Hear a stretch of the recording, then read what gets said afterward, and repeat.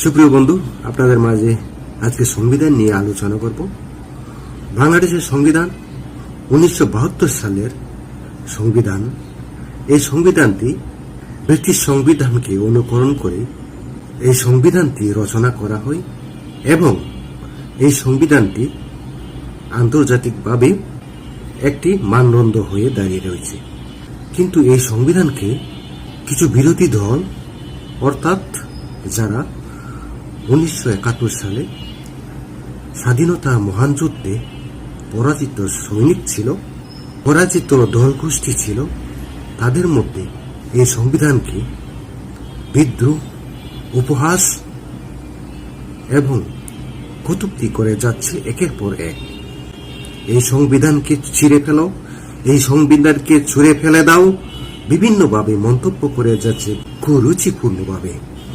এই সংবিধানের উপর কেন তাদের এত উদ্বেগ, উৎকণ্ঠা, কেন তাদের এত ভয়?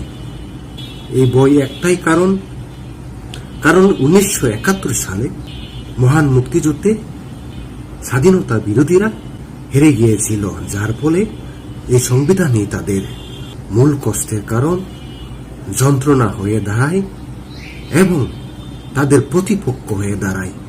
কেননা বলা আছে এই সংবিধানে 1971 সালের মুক্তিযোদ্ধাদের প্রতি শ্রদ্ধা, ভালোবাসা এবং তাদের প্রতি কৃতজ্ঞ, এবং সেই চেতনাকে কেন্দ্র করে এই স্বাধীন বাংলাদেশ রাষ্ট্র গঠনে এগিয়ে যেতে হবে।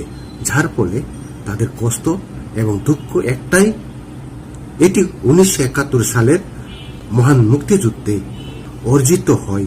তারপরে 72 সালে এই সংবিধানটি রচনা করা হয়। এই সংবিধানে লেখা আছে 1971 সালে 30 লক্ষ শহীদের রক্তের বিনিময়ে পাক হানাদার রাজাকার আল বদরদেরকে পরাজিত করা হয়। 16 ডিসেম্বর বিজয় দিবস ঘোষণা করা হয়। সেটাই মূলত মাথা ব্যথার কারণ।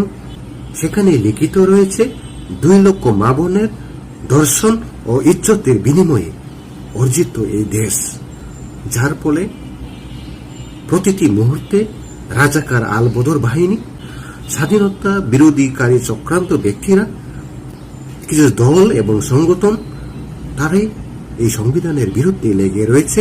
এই সংবিধানকে কথায় কথায় ছুঁড়ে ফেলে দিতে, ছিঁড়ে ফেলে দেওয়ার জন্য। কারণ এই সংবিধান থাকলে তারা এই দেশে মাথা উঁচু করে দাঁড়াতে পারবে না। তারা চিরকাল এই সংবিধানের কাছে মাথা নিচু করে চলতে হবে। এই সংবিধানে তাদের বিষাক্ত এক রক্তজোড়া আগুন ছিল এবং